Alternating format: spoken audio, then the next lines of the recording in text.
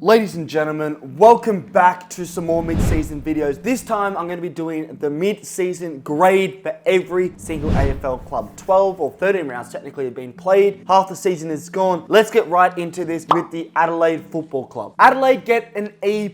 It has been a horror season for them thus far. They've played 12 games and they have gotten 18 points. That's 4 wins and a draw. That is just not good enough. And that is coming from someone who had great expectations on them this season. I thought last season, they're a young team that probably should have made the 8 but just missed out. They're going to drive into maybe even the top 4. Instead, they find themselves in 5th last with an okay percentage of 108, but just some of the performances this season have not been good enough. I'm recording this just after the round 12 was finished and they got pretty easily defeated by the Hawthorn Football Club. They've lost some poor games. They've won some good games as well this season, but it's just not been good enough. You're lucky to not get an F. I'm only giving you an E+ because you do have some injuries and you do have some young players, so you're not really sure what you get sometimes. For Brisbane, it just has to be an F. They are sitting in 13th place, the same as Adelaide. Yes, they have a game in hand. Brisbane, GWS, Sydney, and the North Melbourne Football Club have only played 11 games. The rest have played 12, so a little bit awkward right now with the ladder. Technically speaking, they are in 13th place, Brisbane on 18 points, but 13th position is just not good enough. Even if they had won, their 12th game, they would only be in 12th. For a team that made the grand final last year, it's not been good enough. They've lost loads of home games this season. It's not been a fortress at the Gabba. They've not looked like it. And to be honest, I don't think they've had that bad of injuries compared to other teams. The start of the season was where it all went wrong. They lost to Carlton, they lost to Collingwood, some really bad home defeats. Can they claw it back? Maybe, but thus far,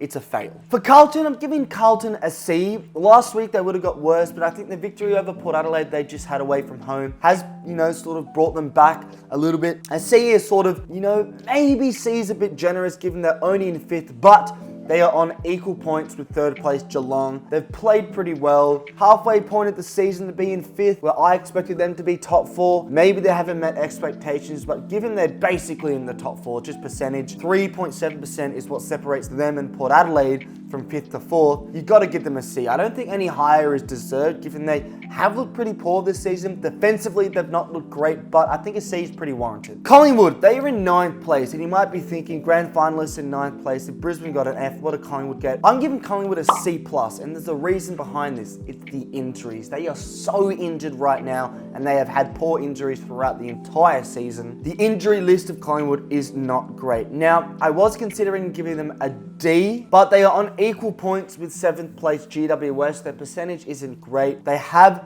looked better than, what they did at the start of the season. But I think the reason Collingwood gets a D+ and not lower is the fact they're playing young players and they can still get some results, getting the draw against Fremantle and Perth. Those young players are going to put pressure for spots once the older, more injured players come back. It's going to be exciting times for Collingwood towards the end of the season. But I wouldn't be mad if you gave Collingwood like a D. I'm just giving them a D+. Essendon, it just has to be an A+.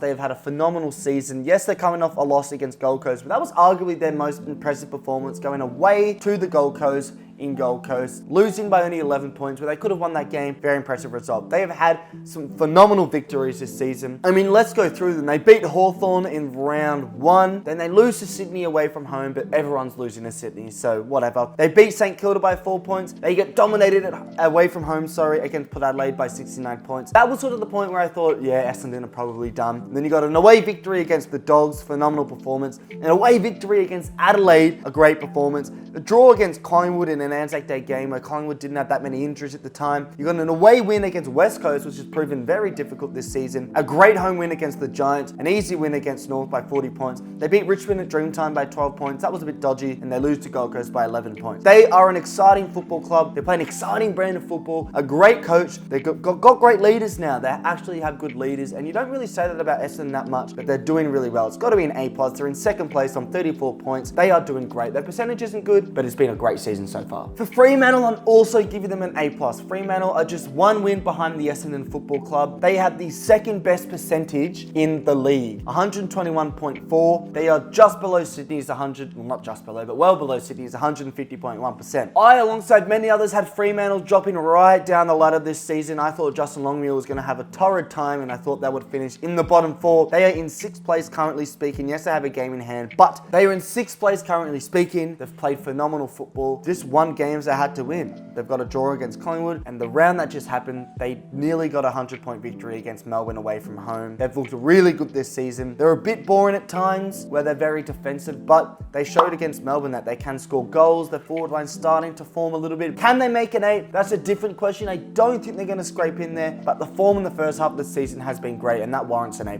For Geelong, I'm giving Geelong a B+.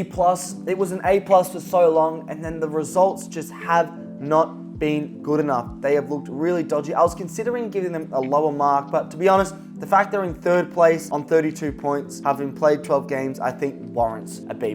Nothing more, nothing less. The results this season, like I said, they looked really, really good at the start of the season. They had victories against St Kilda, Adelaide, Hawthorn, the Dogs, North, Brisbane, Carlton, and then they have losses against Melbourne. They lost against Port Adelaide, dominated by Gold Coast, lost against the Giants, and the game against Richmond they won, they didn't actually play well. So they're coming off some pretty poor form, but you would think not many, including myself, had Geelong in the top 4, let alone the top 8, but it has to be well past a pass mark. But I think the B+ comes from the poor form they've showed recently, and I think that's resemblant of who they really are, which is a sort of lower top 8 team. Gold Coast get an A. I was considering an A+, but you know what? I think an A+ is if they're in that sort of top 6 with Fremantle. Many had them in the top 8. So you could even say Gold Coast only get like a B+, but I did not have Gold Coast in the top 8. I had them like 12th, 13th. They've exceeded my expectations. They've played some brilliant football. They've had really good victories, coming off some victories against Essendon and Geelong in 2nd and 3rd place respectively. So they've played a great brand of football this season. Damien Hardwick has some exciting.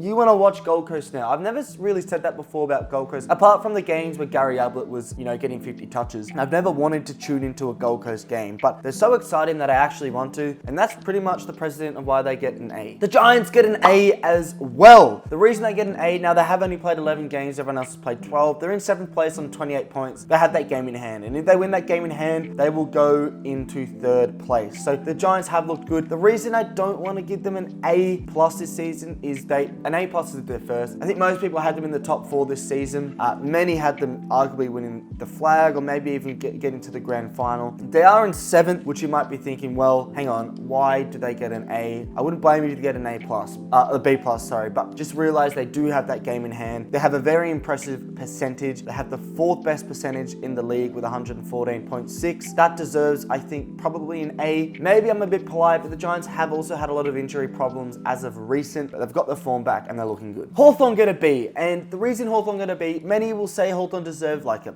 B, B+, A even. Now, I'm doing this sort of with the understanding of what I and many common other AFL individuals put these, teams in preseason predictions, where they expect them to finish, what they've had to deal with, etc., game style, whatever. Hawthorn in 12th place on 20 points. They are on 86.7%. They have the 4th worst percentage in the league, so maybe the underlying numbers aren't there, but the reason I had them at a B and not a higher mark is I actually did have them finishing in 10th place at the end of the home and away season. They are below that in 12th right now, but they're starting to pick up the form. You wouldn't give them anything higher than a B, I think, because they started the season so badly, but they're picking up the form now with some really good victories against some, relatively speaking, okay teams. Let's go through their season as well. They lose to Essendon, they lose to Melbourne, they lose to Geelong, they lose to Collingwood, they lose to Gold Coast. These are all impressive teams, okay? They beat North Melbourne, great. They lose to Sydney, another impressive team. And they are getting dominated here. They beat the Dogs, impressive. They beat St Kilda, impressive. They lose to Port Adelaide by 1 point, also an impressive performance, beating Brisbane and then Adelaide. So they've really had some hard games this season, but they've won the games that you would expect them to, and even a couple you wouldn't expect them to. I think a B is a decent mark for them. Melbourne get a D+.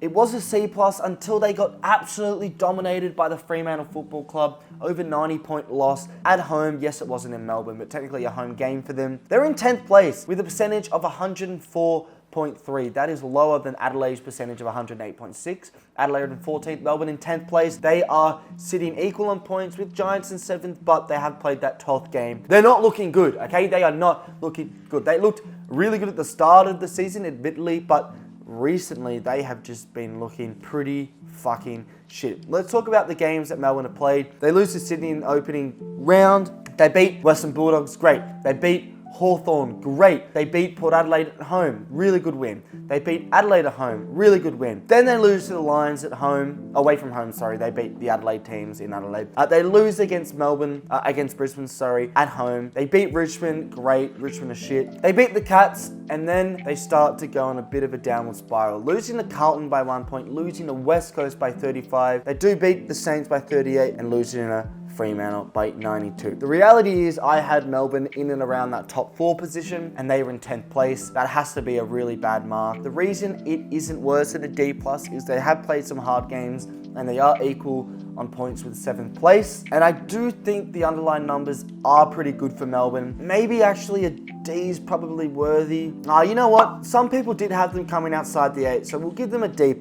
North Melbourne get an F. It's just been such a horror season. They have not won a game in 11 games. They are on 55.9%. Shocking percentage. They are so bad. They haven't looked like it at all this season. And I think something's got to change, whether that's the coach, the higher ups. Something needs to change because right now, they're not going to get a victory. It's a clear F, and it's going to be a dire season. Let's hope they get a win, because if they don't, then that could be the end of North Melbourne as a football club. Port Adelaide get an A. They are in 4th place, equal on points with Geelong in 3rd, and Carlton on 5th place. They've had a pretty good season so far. I predicted Port Adelaide to finish, I believe, 6th place, which is where they're looking right now. They have had some pretty good wins, but also some relatively poor losses this season. Their season has been sort of easy. They started off with games against West Coast and Richmond, which they won, but they've lost against Melbourne. They beat Essendon. They just beat Fremantle by 3 points. They lose to Collingwood convincingly. They just beat St Kilda by 10 points, and these are all home games. They lose the showdown by 30 points. They just beat Geelong away from home, which is pretty good, by 6 points. They just beat Hawthorn by 1 point. They beat North Melbourne, and they lose to Carlton. So